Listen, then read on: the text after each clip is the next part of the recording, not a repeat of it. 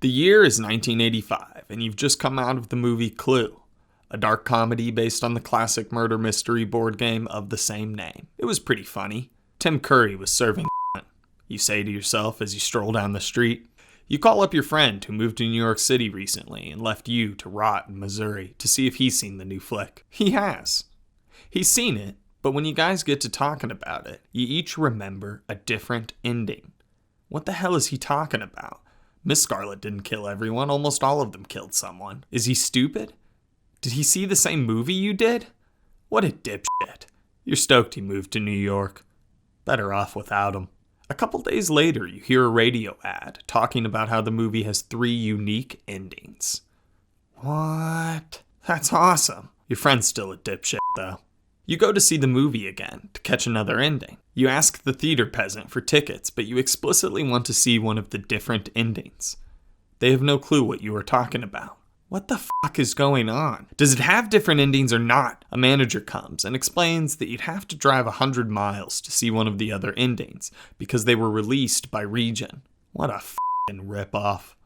You sob in your car and do a line of cocaine to cheer yourself up. It's the 80s. What the hell is going on? You scream in a burst of snowy rage. So what is going on? Clue was released with 3 different endings, but most of them were by region. So instead of it being a cool draw to go see the movie a couple of times, it mostly just caused confusion, and in hindsight, was seen as the reason the movie flopped. But after a home release with a nice edit that stitched all of the endings together, the movie has grown a cult following, and here we are still talking about it. But you know what? I won't stand for it. Release the movie how you released it. Zack Snyder should be the only one getting to remix his movies. So before showing the movie to my pal Alec, who recently moved to New York City, I've recreated the confusion of the original release of Clue by removing the 2 alternate endings. Why? I honestly don't know. Is it funny? Is it interesting? I guess you can tell me. Thanks for clicking on our video. Welcome to Not That You Should Care.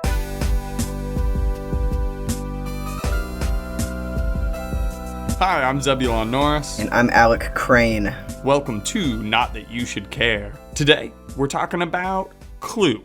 Everything Clue. We're talking about the board game Clue. We're talking about the movie Clue. I guess that's it. There's 2 things, but we're talking about Clue. Fuck yeah, dude.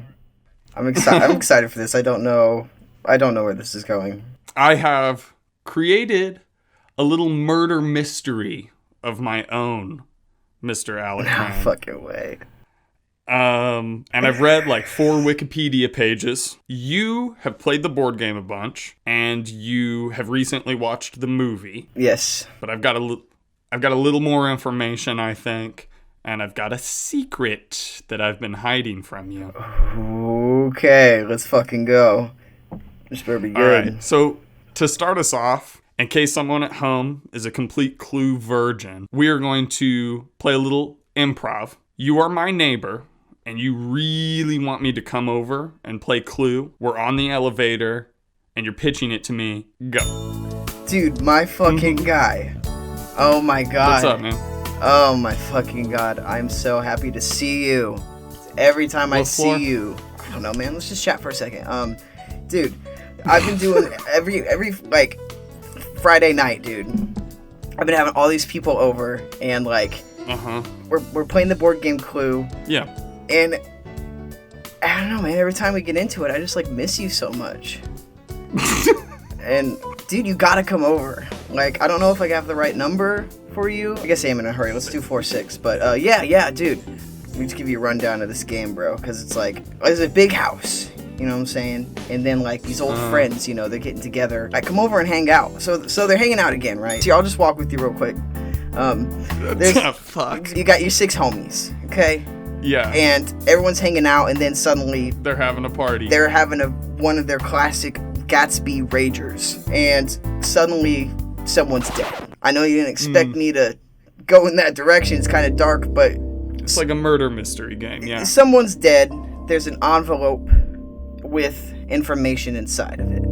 Vital information. Yeah. One of these raging, partying homeboys has done something terrible with a specific item in a specific part of the house.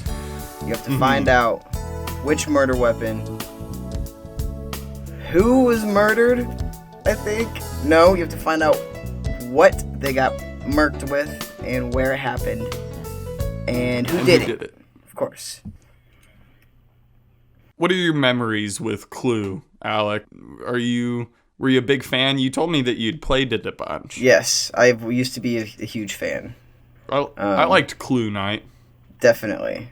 It really is one of the more interesting and, like, developed classic Hasbro or whatever games. Memorable characters and even the rooms. I mean, there's just a lot of memorable details in the game.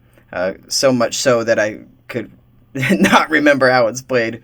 Well, so I mean, to be fair, I was trying to explain it to Elle when we were watching this movie that we're talking about. And I realized that I had the basics, but didn't really remember exactly how you play it. But I looked it up and told her how it was played, which I'm sure she really enjoyed. Let's get into it. I'm going to give you a little Wikipedia rundown here of the origins of Clue, just because I think that the movie is better enjoyed if you know a little bit about Clue, and also we're trying to pad out this content time, baby. Yes. Let's give this content some legs. Clue is the movie adaptation of the wildly popular board game Cluedo, or just Clue in North America. I know you North Americans were thinking, what? They changed the name, which I'll explain later. Cluedo was designed in 1943 by the British game designer and musician Anthony E. Pratt, who we don't know for sure isn't related to Chris Pratt. Little joke for you there. You know, I feel like, do you like Chris Pratt? I feel like Chris Pratt is the guy you run into the elevator that tries to get you to come play Clue at his house. I feel like he tries to get you to play like the Christian version of Clue. Yeah. So Anthony was hiding out from being bombed in Birmingham during the World War II air raids, and he had some time to ponder while he was stuck in his home. He thought of the detective games some of his clients would play. He sold them to the company Waddington's and at the same time licensed it to the Parker Brothers here in the U.S. The Parker Brothers changed the name to just Clue because the name Cluedo is a combo of the word clue and the Latin word ludo, which means I play. But nobody knows that silly word in the U.S. because here we don't play, Alec. We're not allowed to play. No. We just work. We all work for Walmart and we don't complain. That's right. Yeah. And I was going to put Amazon and Walmart, but in truth, it's Walmart. It employs by far the most people in the United States. Isn't that fun? You worked for Walmart. I did not know that. And yes, I did. I did work for Walmart. How was it? It sucked. So it's unfortunate that most of our country works there. But don't complain and don't play. Yeah. Don't play. No. Okay. No. There's no play. There's no play time anywhere. I'm mad that we even know the English word for play. I'm starting to get some type of feeling about it too. Yeah. So. Speaking of, let's get back to work. Yeah. Yes. So, Clue had a few versions up top. Sherlock Holmes was used in advertising, but didn't really ever show up on the board. People ate Clue up. People absolutely loved it. People still love it. It is the fourth best selling board game of all time with 150 million units sold. It's behind, if you wanted to know, chess, checkers, Monopoly, and Scrabble. Wouldn't that make it the fifth then? Yep. Nice. Whatever.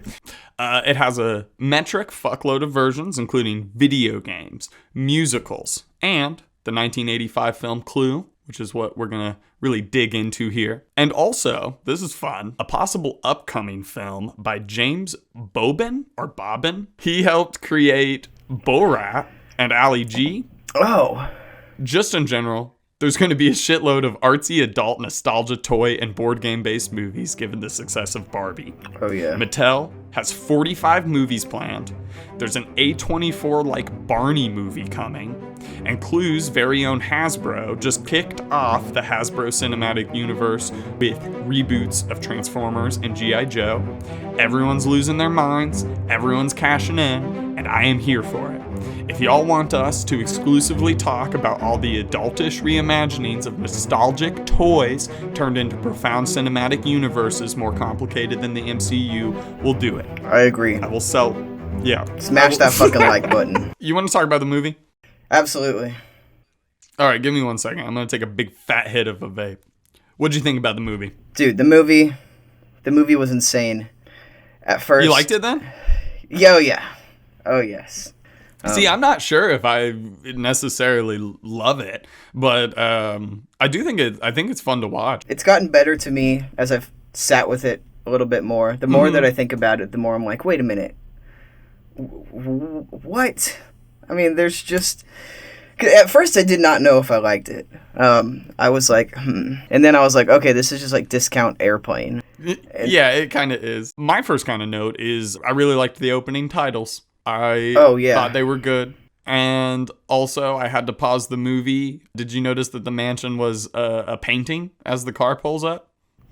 I don't know if I did. I mean, I don't know if I'm not remembering it. I don't know if I would have wrote it down if I had. I thought it was cool. I wish that they would do more backgrounds that are just clearly fake. Totally. All of the main cast of the board game are here. You got Colonel Mustard. You got Mrs. White. You got Mrs. Peacock. Mr. Green. Professor Plum. And Miss Scarlet. The butler. And Mr. Body. They all get invited to Mr. Body's house, where they've been asked to go under these aliases. And I just want to say, I'd be pissed off if I got the Colonel nickname, the Colonel Mustard nickname. But the movie, I feel like, kind of knows that because they make him a big fucking buffoon the whole movie. And I was like, damn, I'd be pissed if I got that nickname. And then I just kind of felt like he deserved his stupid fucking nickname. That's great. He's a moron. Yeah. I mean, that's the point. But, like, I started to get, like, annoyed at how dumb he was. Everyone was so entertaining. Yeah, for sure. It's got a great cast. After realizing that none of them know what they are doing there, they eventually find out Tim Curry's plan. That's the butler, but I'm going to call him Tim Curry. Yeah. Tim Curry's plan is to get them to turn Mr. Body into the police for the crime of blackmailing them all for nefarious things. They just got to gang up until the police arrive in 45 minutes. Dun dun dun. Things go awry when Mr. Body suggests that instead of turning him into the police, they ought to just murder Tim Curry. So that none of their blackmail comes out. He threatens them that he's going to put out all their blackmail if they turn him into the police. Oh, dun dun dun, again. The lights go out, and when they turn them back on, Mr. Body is seemingly dead with no clear injury. Dun dun dun. I won't keep doing that. No, I like it. Good. Now they must figure out who did it. Who done it? Who killed him, Alec? It must be the cook. But nay, Alec, the cook is dead. Yes. She flops out of the cupboard. I gotta say, the joke that they run repeatedly of just how heavy that actress is starting to kind of bum me out. Yeah, there were some problematic jokes throughout the movie. Yeah, it's filled to the brim with them. Oh, yeah. Which, you know. Like Doc Brown from Back to the Future was so... God damn it, who was he? Professor Plum? Mm-hmm. Yeah, his horniness was getting a little out of hand there. Yeah, off the chain. When he grabs Mrs. White, it's like, you can't be in that position. Or I forget what it was. Yeah, he's like, sure you can. Yeah, it gets creepy. Man. But when you're watching old movies, you know, I enjoy the really out-of-date humor. Yeah, it cracks me up. Not because I think that it should necessarily return, but just because I like looking at the time capsule. Definitely. Who directed this movie?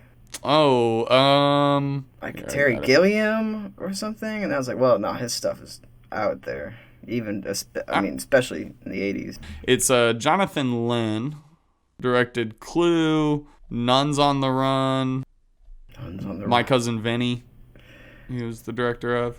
I started watching it one night, and I was like, I'm not in the mood for this kind of aged movie. You know, a lot of humor at women's expense.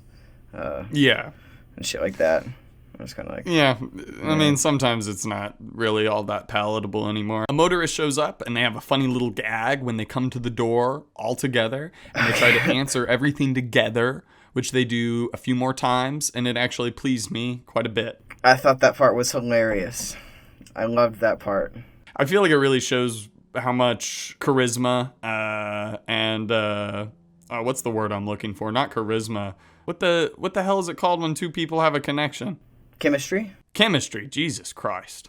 Yeah, the cast has a ton of chemistry, and I feel like those door gags, they're all talking to somebody new, shows that they've got a lot of chemistry, charisma, and all of the above. That was really, I'd say that scene is wherever I was like, okay, I am sold on this movie. Well, just I saw, how united the cast was, even though they are supposed to be enemies like or at odds. Other, yeah. To see them unite in that way, it just cracked me up. It's hilarious. It's great writing. It doesn't surprise me that they turned it into a musical, because it just kind of has that, like, I don't know, big musically cast sort of vibe. Yeah. Anyway, they lock up the motorist, and eventually a creepy hand holding one of the various murder weapons from the board game lift up behind him, and he gets murdered. Mr. Body is suddenly alive again, but he quickly gets murdered again. Cop shows up, and we get more of the bit of everyone answering the door. They direct the cop and hide the bodies in a real fucked up way. They like Weekend at Bernie's sexually assault the dead. And you know what? I thought it was pretty funny. I thought it was hilarious, yeah. I thought it was great. It was fucked up. Yeah, I was like, oh man, they are doing that. That's good. That's fun. But you know what? I almost feel like you probably couldn't get away with the joke where he goes, oh, you can be in that position. Let me show you. But somehow I think you could still get away with the dead body, like, make out and dancing joke. I think you could. Disagree? I think you could. Well, I mean, the joke is funny because it's distasteful. It's a different kind of offensive. I think you could sell it. You just have to do it like they did, very distastefully. Then it's a bloodbath. The electricity goes off. Yvette, the maid, the cop, and a singing telegram girl all get murked pretty quickly one after another. A bunch of funny moments I'm skipping over, and a lot of who's on first type comedy. It's all a pretty good watch. And then we get our most extravagant monologue-y bit, because Tim Curry has figured it out. And I definitely wrote Tim Curry is great. He's fantastic. Absolutely. So the question, who done it? Mrs. Peacock did it. And I'm happy the little old lady was the murderer, because her constant screaming was getting fucking annoying. As written by Wikipedia, because I'm getting pretty lazy. Peacock killed the victims to prevent them from exposing her for taking bribes from foreign powers. Using the revolver to hold the others at gunpoint, she forces them to let her leave. Wadsworth reveals he is an undercover FBI agent, while Peacock is arrested by the evangelist, the undercover chief of police, before law enforcement raids the manor. Is that what happened? Okay, wait a minute. I thought it was Miss Scarlet with the dress and... It's almost like we saw a couple of different endings. Are you fucking kidding me? That's right, Alec. You may have now solved the mystery. I have murdered the alternate endings, of which there are 2, in my office with the MacBook Pro. What? Yeah, buddy. Did you really not know there were multiple endings for this? What? No. Yes, okay, so let me tell you the story here. What the fuck? Okay, I thought I was tripping balls for a second there. Like... Okay, what? So, I recreated what audiences kind of felt in 1985 when this came out. Because it came out with 3 alternate endings. And the idea was that you could go back to the theater to see the different endings. And they were even hoping that this would be kind of a box office boost that they needed to make back their money and make as much money as they wanted to. But here was the problem, Alec. Even once people found out that there were 3 endings, I'm sure they did some advertising for it, they were released mostly by region. So you'd have to drive 100 or more miles to see any of the other endings. So in hindsight, they actually think that the 3 alternate endings may have been the reason the movie kind of flopped, because people were, I assume the thought process is just that people were confused, and that it was kind of awkward. And also, some of the endings are much better than the others. So the one that you've seen, Alec, is the first one in the stitched together endings that they released for home video. And the home video market for this and the stitched together endings is credited for kind of the success of the cult following that this has built up over the years. I saw somebody compare it, I think maybe even just in Wikipedia, they compare it to Rocky Horror Picture Show, because it's got musicals and people actually do like Clue parties. People love the 3 alternate endings, but people think that it actually kind of fucked them over whenever they originally released it. But Mr. Craine, would you like to watch the other 2 endings? I mean, yeah, that's crazy. I was very confused. I was so confused by the ending. It doesn't really feel like enough, does it? Not even at all. But it also kind of like sold me. How nothing was seemingly really officially resolved. So the first ending plays the one that you watched, and then it stitches the next one together with a little title sequence that says that's what could have happened. And then you'll watch this next one.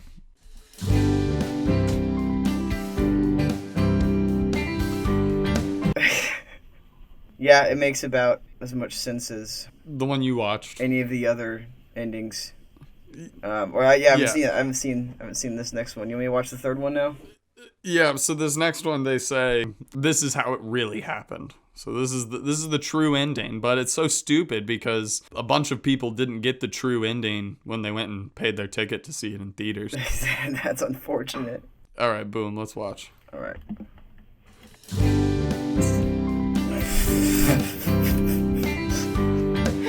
What the fuck? Jesus. At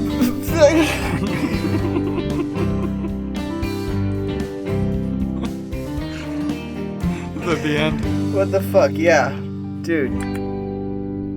Yeah, I very much liked that one. Yeah, that one's great, and it makes sense. The guy being gay, whenever he first says that's like what he's hiding, and that's what he's like being blackmailed over. Mrs. Peacock, like absolute disgust. Yeah. It's like, oh damn. I remember, yeah.